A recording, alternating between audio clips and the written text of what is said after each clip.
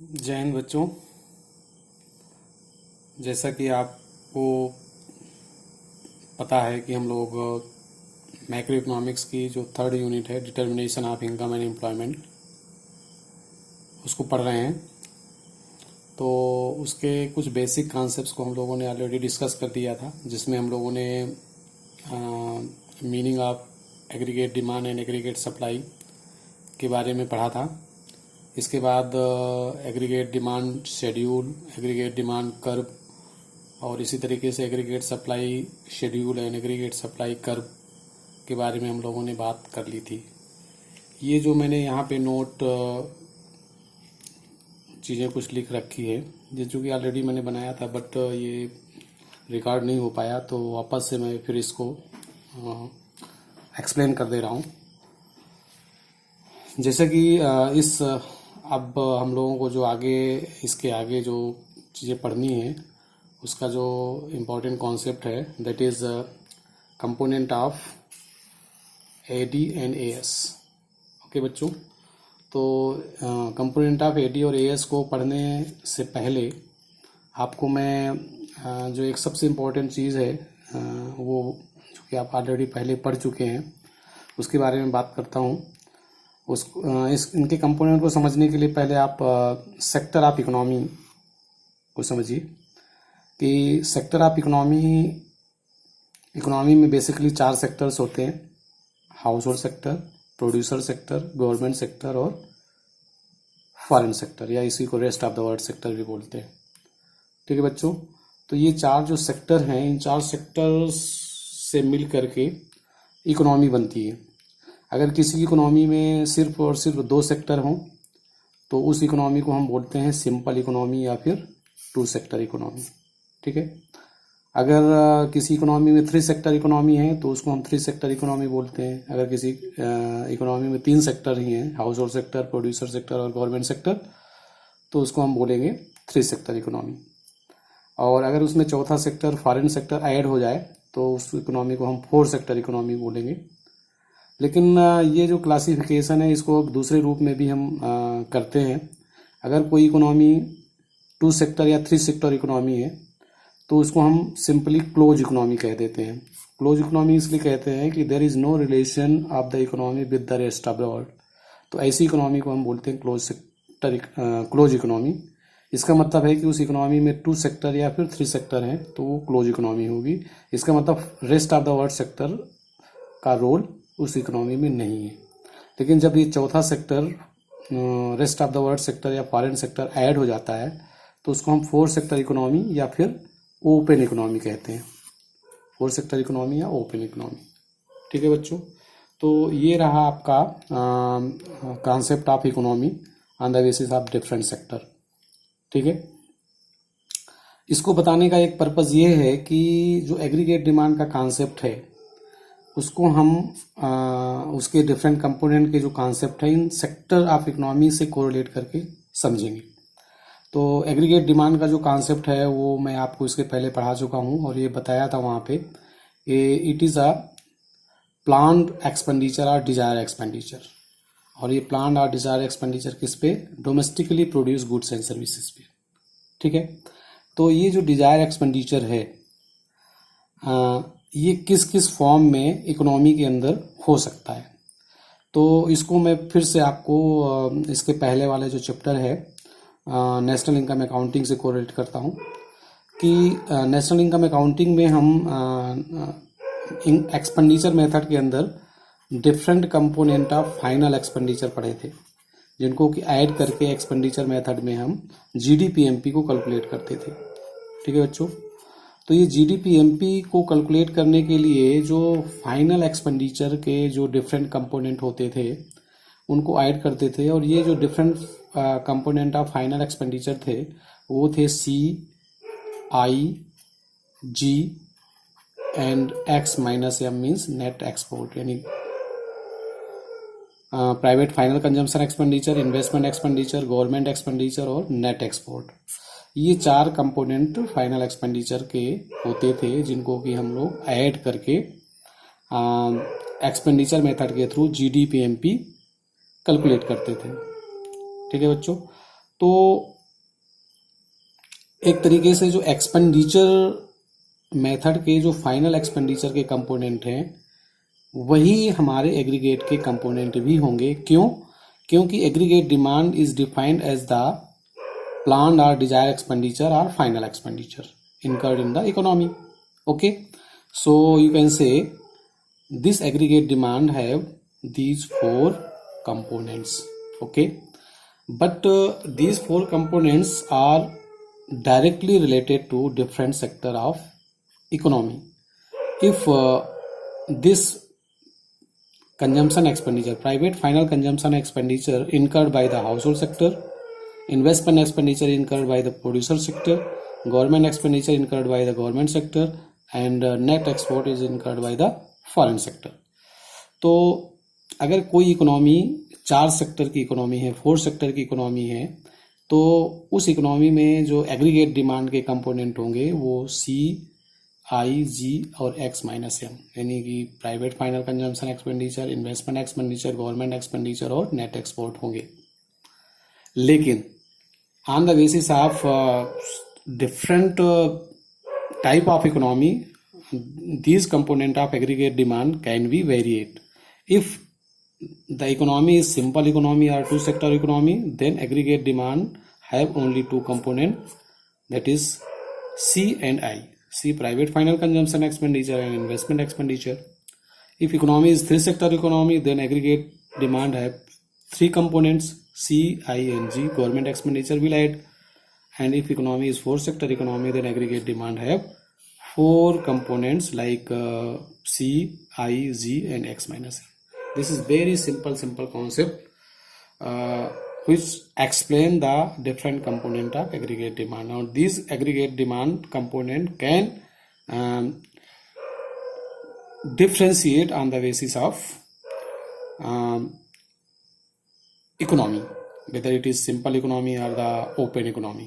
Okay, so let us detail study about these four sector of these four component of aggregate demand. Okay बच्चों, तो एक चीज आपको समझ में आ गई कि एग्रीगेट डिमांड के 4 कंपोनेंट हो सकते हैं और ये चारों कंपोनेंट क्या हैं और इनके बारे में क्या डिटेल आप जान सकते हो। तो इनको हम एक एक करके आगे एक्सप्लेन करता हूँ। पहला कंपोनेंट है जो C means private final consumption expenditure, और बेसिकली ये जो प्राइवेट फाइनल कंजम्पशन एक्सपेंडिचर है, this it can be explain in this form that the expenditure incurred by the household sector on domestically produced goods and services for direct satisfaction of their wants. जो house sector goods and services को purchase करने के लिए expenses करता है उसको हम बोलते हैं प्राइवेट फाइनल कंजम्पशन एक्सपेंडिचर। और बेसिकली ये जो एक्सपेंडिचर होता है ये सेल्फ सेटिस्फैक्शन के लिए होता है, जो consumer different goods and services पे करता है। और ये जो कंजम्पशन एक्सपेंडिचर है हाउस होल्ड सेक्टर का, this is directly depend upon the income of the household sector. Okay, so you can say this consumption expenditure is directly depend upon the income of the consumer or the household sector. This is explained, this can be say that there is a positive relation between the income of the household sector and consumption expenditure.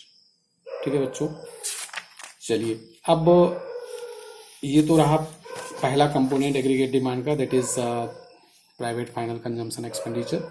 Okay, and this relation shows the relation between the consumption expenditure and income, and this is further explained as the consumption function. इसको मैं आगे आपको बताऊंगा कि ये consumption function को detail में हम आगे किस तरीके से स्टडी करेंगे।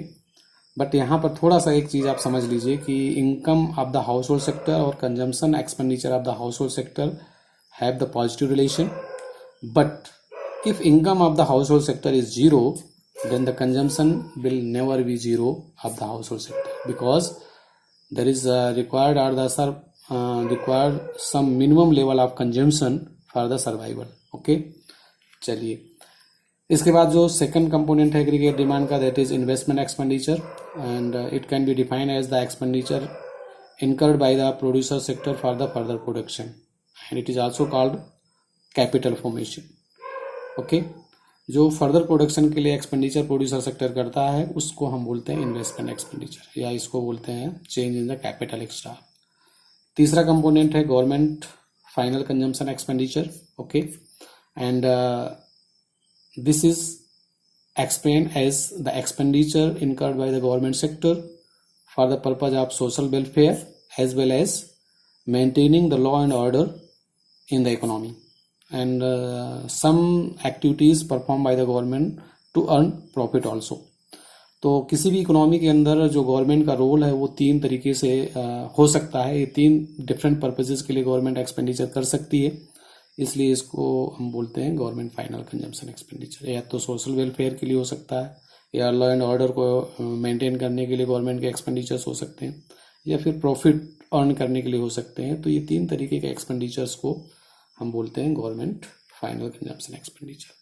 इसके बाद जो नेट एक्सपोर्ट का कंपोनेंट है उसको हम बाइफरकेट करके दो डिफरेंट कंपोनेंट के रूप में स्टडी कर सकते हैं, and these are treated as the component of aggregate demand. Okay, export is also a type of expenditure of the foreigners on the domestic goods which is purchased by the foreigners of the domestic goods. This is called export. And import is also an expenditure of our country on foreign goods. So the net difference of these two is treated as net export. Okay, so you can say that this aggregate demand have the four component, and it can be expressed as in the form of this is the sum total of all the four component of aggregate demand, C, I, G and X minus. तो इसको आप इस form में भी याद कर सकते हैं ताकि आपको ये याद रहे बस. बट आपको एक्सप्लेन करना है ये चारों कंपोनेंट को अलग अलग.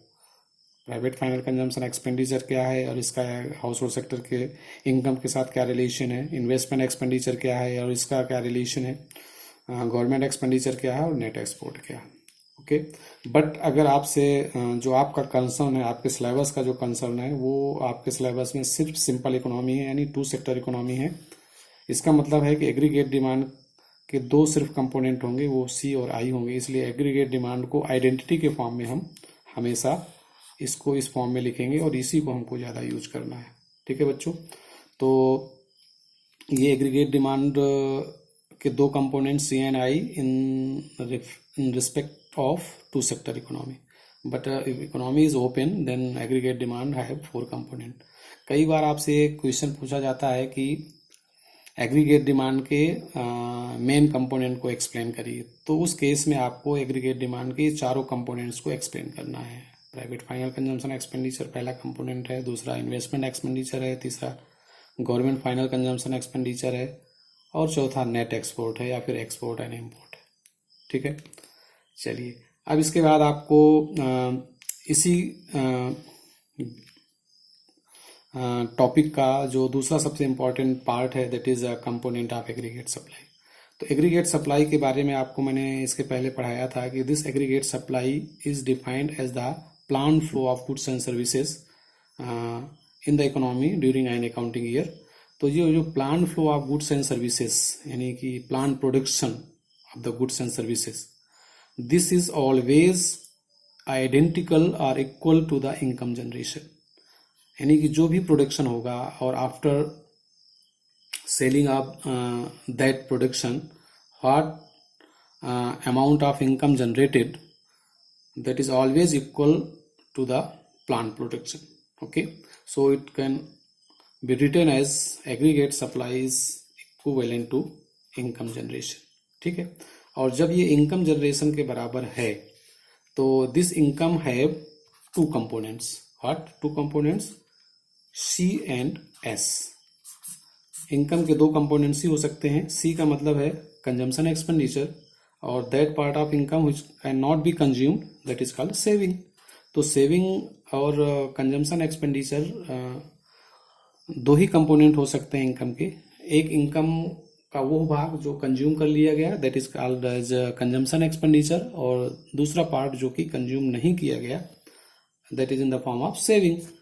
So this